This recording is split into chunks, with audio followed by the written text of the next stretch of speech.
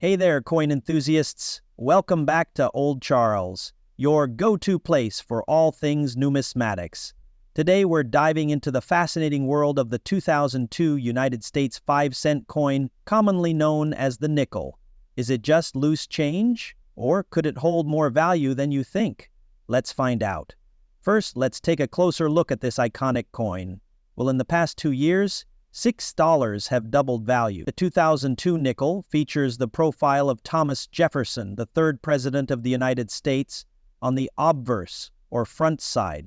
Designed by Felix Schlag, this portrait has been a staple of the nickel since 1938. Flip it over, and you'll see Monticello, Jefferson's Virginia home, beautifully etched into the reverse side.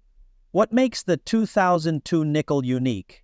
Well, not much has changed in its design or composition since earlier years, but that doesn't mean it's not worth examining more closely. Let's talk about mint marks. If you're looking at a 2002 nickel, you'll notice a small letter on the obverse side, just to the right of Jefferson's portrait. This letter tells you where the coin was minted. A P means it was made in Philadelphia. A D stands for Denver, and if there's no mint mark at all, it might be from a special proof set. In 2002, over 1.2 billion nickels. This period was the introduction of a small cents inscription on the reverse after the coin was briefly mistaken for a gold piece due to its similar size and design. In 1913, the U.S. Mint unveiled the Indian head nickel, which featured a Native American profile on the obverse and a bison on the reverse. This design became iconic and is considered one of the most beloved U.S. coins again, this time to honor Thomas Jefferson, the third president of the United States. The obverse featured a portrait of Jefferson, and the reverse showcased his Virginia estate, Monticello. This design was created by Felix Schlag and is still in use today, albeit with some modifications. During World War II, there was a shortage of copper, so the U.S. Mint temporarily changed the composition of the nickel to include silver. These wartime nickels are easily identified by their large mint mark above the Monticello on the reverse. The 2002 nickel, which you asked about, is part of the ongoing Jefferson Nickel series.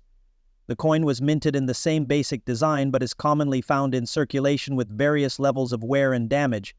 Today, the nickel is made up of 75% copper and 25%. That's a lot of nickels, but don't let the high numbers discourage you. Certain coins can still have added value. When it comes to determining a coin's value, condition is everything. Coins are graded on a scale from 1 to 70, with 70 being a perfect uncirculated specimen. A 2002 nickel found in your pocket is likely to be in circulated condition, which means it has wear and tear. But if you've got a pristine, uncirculated coin, especially one graded MS 65 or higher, it could be worth more than face value. For example, a 2002 nickel in MS 65 condition might fetch between 50 cents and $1, depending on the buyer. Not bad for a coin worth 5 cents. Here's where things get really interesting. Error coins. These are coins that were minted with mistakes, like off-center strikes, die cracks, or double die errors. While no major errors are widely reported for the 2002 nickel, it's always worth checking your coins closely. You never know what you might find. Even minor errors can increase a coin's value significantly. Some era nickels can sell for $50, $100, or even more, depending on the rarity and demand. So, is the 2002 nickel a hidden treasure? For most people, it's just a common nickel. Nickel, which gives it a distinct appearance and weight.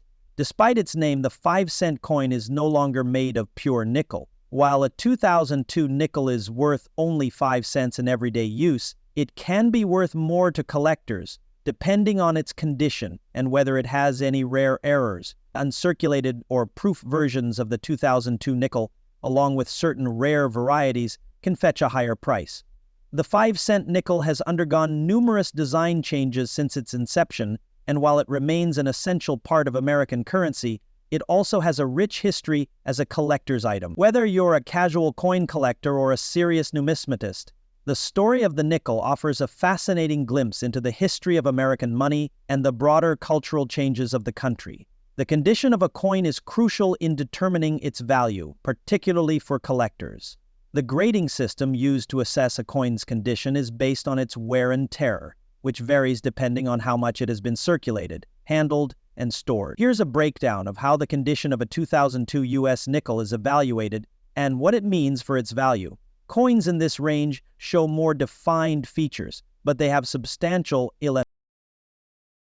coin in circulation. But for collectors, finding a high-grade or error version could mean a nice addition to their collection, and maybe even some extra cash. The United States 5-cent coin, commonly known as the nickel, has a rich history that stretches back to the 19th century. Here's a brief overview of its evolution, design changes, and significance. The United States did not initially issue a 5-cent coin, but instead relied on half dimes, which were minted in silver and valued at 5 cents. However, these coins were small and not very practical for everyday use. In 1866, the U.S. Mint introduced the first true 5-cent nickel coin, known as the Shield nickel.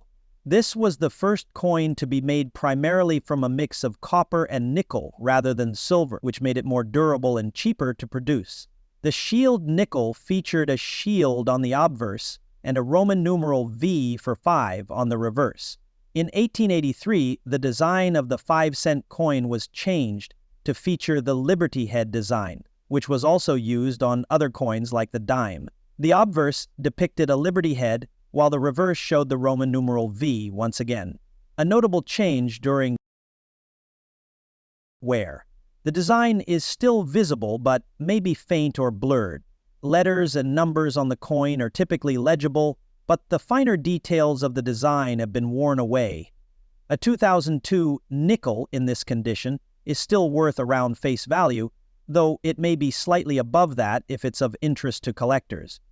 At this stage, the coin still shows wear, but the main features, such as Jefferson's portrait and Monticello, are clear. Details like the hair, facial features, and clothing on the obverse side are noticeable, while the reverse side shows good detail, especially around the bison. A 2002 nickel in fine or very fine condition might be worth a bit more than face value, but it's still not a high-value coin.